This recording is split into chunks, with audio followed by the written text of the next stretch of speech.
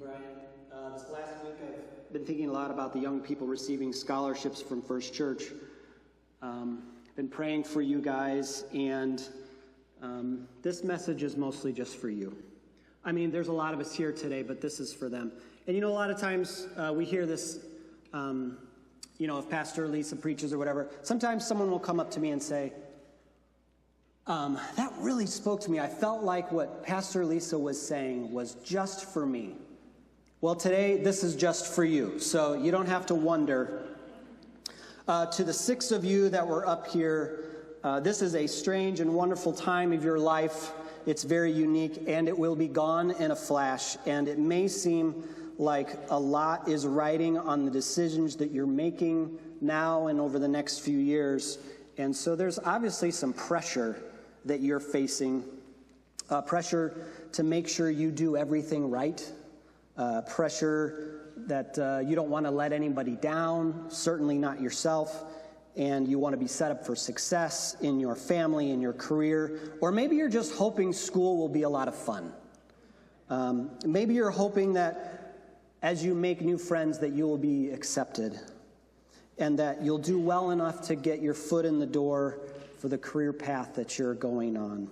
When I was your age, I had one conversation with my guidance counselor at school. I was probably a junior in high school, and it went terrible. It was just terrible. Now, in school, when I was in high school, I was doing really well in like math and science and things like geometry, calculus, physics. And then during my one and only meeting with my guidance counselor, she asked, well, what do you think you'd like to do for the rest of your life? You know, like what do you think, like if you thought about colleges, schools, what do you think? And I didn't really know, so I said, I don't know. And I said, I do really well in math, but I don't really know what you do with math, so maybe I could be a math teacher. And she said, oh, math teacher, that's pretty tough. Like, that's really difficult. And she probably said more things after that, but I could not hear them because I got locked in on her saying that it was really tough to be a math teacher. To me, it sounded like she was saying, this is going to be too hard for you. And that's everything else she said was just, I don't know, I just froze. I didn't know that I was choosing something really difficult. But I also had no idea what my options were. And suddenly I wasn't all that interested in becoming a math teacher because it was going to be really hard. And so when I went to college, my major was undecided, which was always a little bit embarrassing to admit. And to be honest, I'm still very undecided about a lot of things. So maybe that's just my personality. Now, I looked through the brochure that has your photo and your school and where you're, what you're going to study and your aspirations. And I noticed that none of you are undecided. And I think that's great. Well, at least you're not undecided on paper. And I'm actually amazed when I look through the brochure to see what field you're going into. I think that's really cool because, well, like Dylan, for example, wants to go into political science. And that's amazing. He wants to do that. And I think like 2 months ago, we were playing tag with diapers in the hallway out here, and I turn around and he's like, well, I'm going into political science. And so I'm amazed, but at the same time, I'm like, how can you do that? You're just a kid. You're not allowed to do anything that adult. And so I have a mixture of feelings here. And I think if you talk to enough people, especially people who have lived a little bit longer, you'll discover that there is almost never a straight line between who you think you're going to be and who you end up being. And your life just it doesn't always go the way you think it's going to go. You may start down one path and discover this just isn't for me. You may change your mind halfway through your education or years into your career. You may become extremely passionate about something that never even used to be on your radar. There's this joke about like when you're when you're a guy and you reach age 40, you only have 3 paths in life. You either become passionate about World War II history, or making beer in your own garage, or smoking meat on a grill. Like, those are your three passion projects. Once you hit 40, that's all you get. You may discover that something that you love feels very different once it becomes your job. You may find that the work that you choose gives you a deep sense of fulfillment, and every single day you wake up, you're excited to go do that. And you may even remain undecided, at least for a little while. You can't predict how any of it will go, and you might wonder, how does God even fit into all of this, whether he's guiding you this way or that, or as the proverb says, making your paths straight. And the good news is, and with God there's always good news. The good news is there is grace in not knowing. One of my favorite Bible stories is about Jonathan and his armor bearer.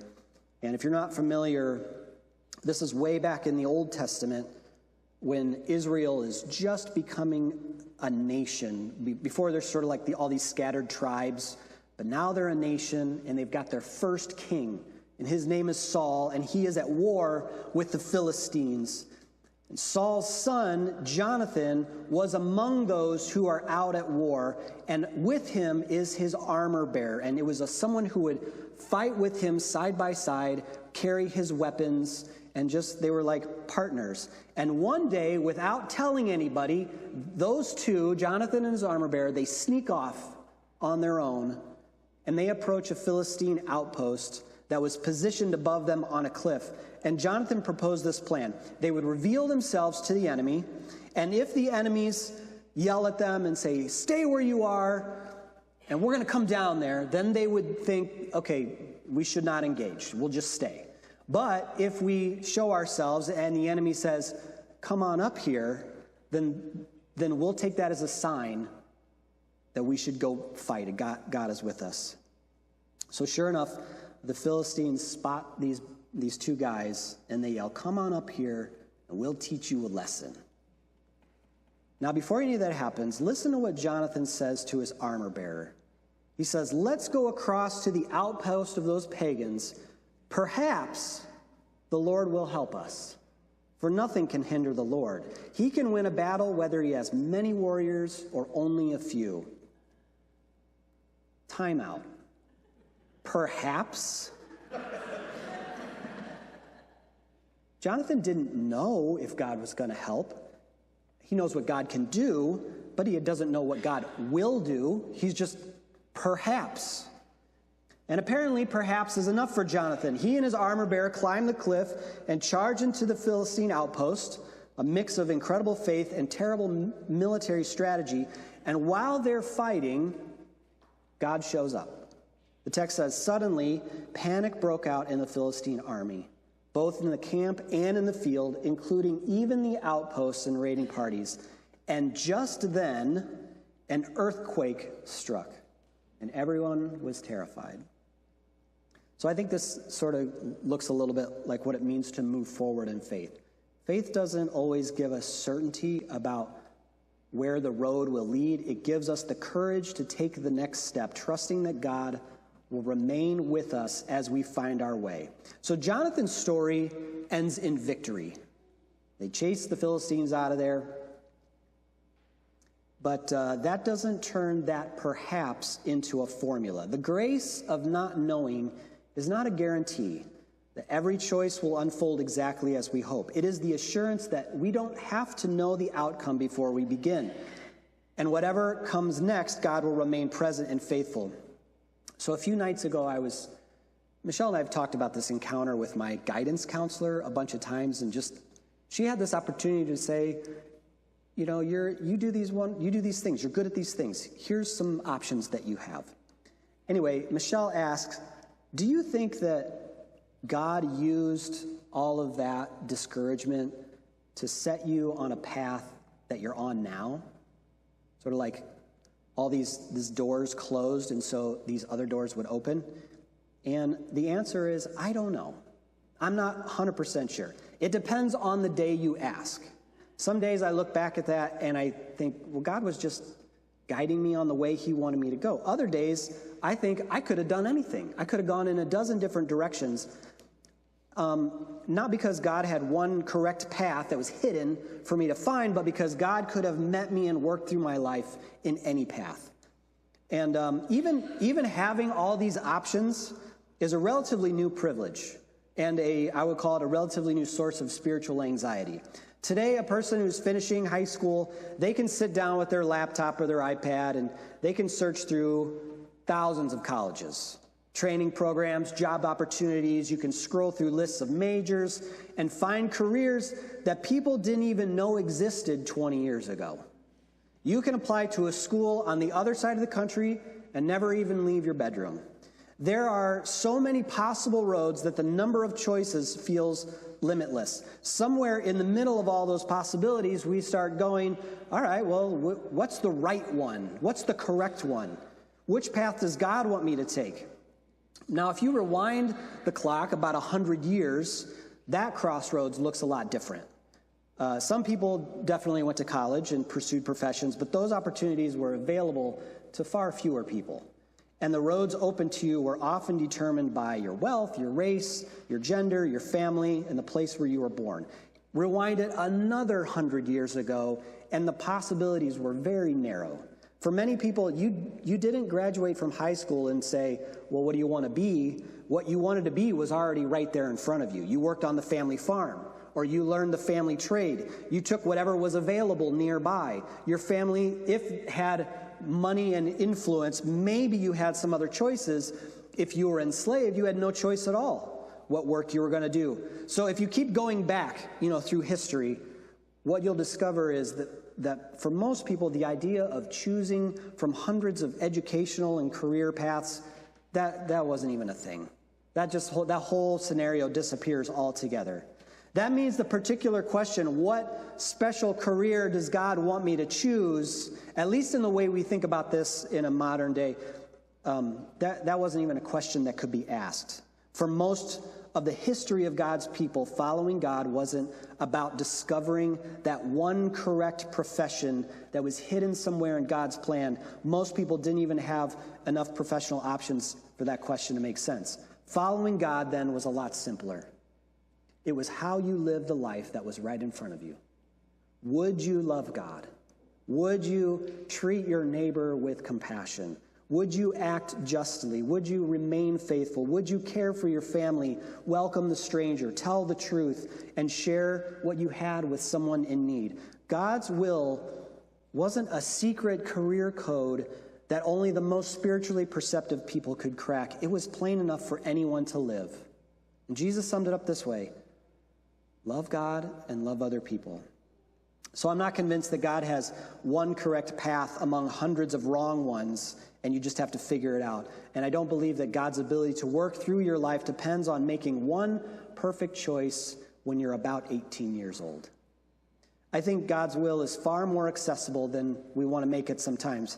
It's not a secret that we unlock through prayer and fasting, and it doesn't always arrive as a plan specifically tailored to our career or our circumstances. God's will is hiding in plain sight. Love God, love your neighbor. Forgive those who hurt you. Be humble, pray, practice kindness and generosity. Let steadfast love and faithfulness shape the person you are becoming. That's the heart of God's will for all of us. So whatever you study, love God, love people. Whatever work you get yourself into, do it as followers of Jesus. Whatever relationship and communities become a part of your life, be faithful to God and to one another. You may not know exactly where the road will take you, but you can decide how you want to travel it. So I want today's message to be permission giving. The grace of not knowing should come as a relief to anyone who feels the pressure to get everything just right. So here's what I mean. There's 5 things. If you're a note taker, here's number 1.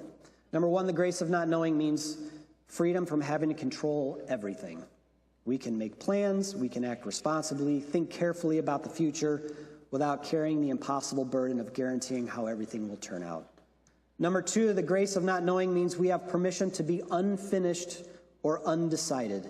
We do not need a fully formed identity, a clearly defined career path, or a complete life plan before our lives can have meaning.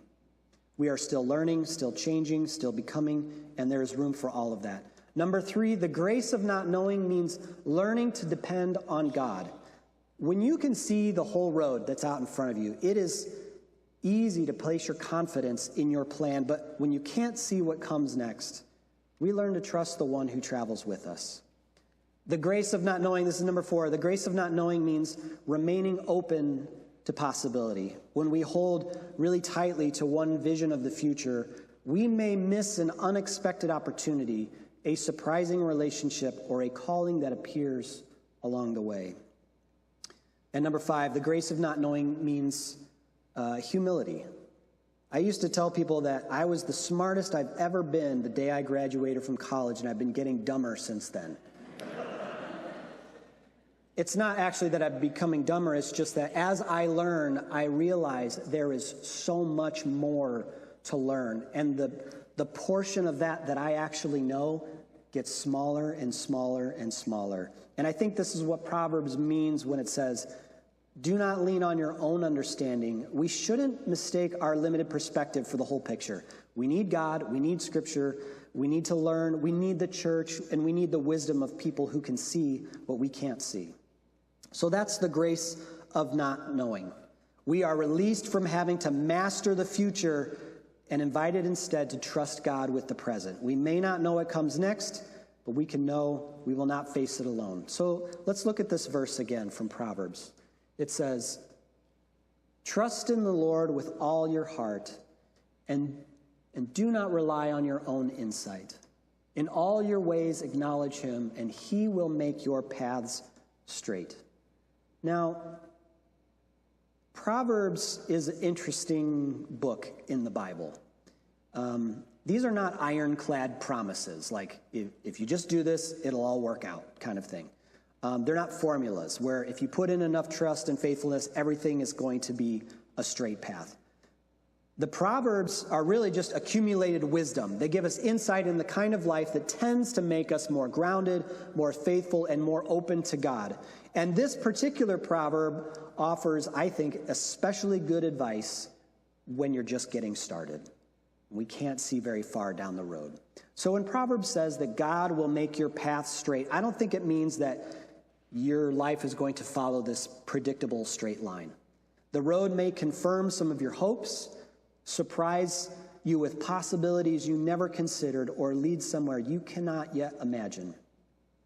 You may succeed exactly where you're headed. You may discover something entirely unexpected, and you don't have to know which, and neither possibility should frighten you. In the end, I did become a teacher. I teach all the time. I don't teach math to anybody, but I am a teacher. Also, I married a teacher, and from all accounts that I've heard, it sounds awful. I'm teasing. I love our teachers. They're amazing. I love you guys. But to the 6 of you that are receiving your scholarships today and you're headed off to do great things, I just want to tell you this. Make your plans. Work really hard. Take your education seriously. Explore what interests you and use the gifts that God has given you. But don't carry the weight of believing you must have your whole life figured out right now.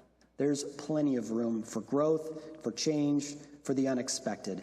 You don't have to discover one perfect plan hidden among hundreds of wrong ones. That's not really how it works. You don't need a burning bush for every major decision. You don't need to see the whole road before you begin walking. Faith isn't knowing exactly what God is doing. Faith is saying, perhaps the Lord will help us, for nothing can hinder the Lord.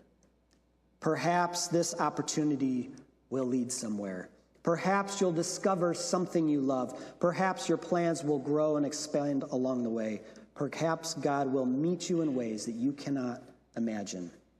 You don't know, and neither does anyone else, but there is grace in not knowing. Let's pray. Faithful God, just quiet our restless hearts and help us release what we cannot control. When the way ahead is unclear, keep us close to you and give us courage for the step that is ours to take today. May we rest in the grace of knowing that wherever life leads, we will not go alone. Amen.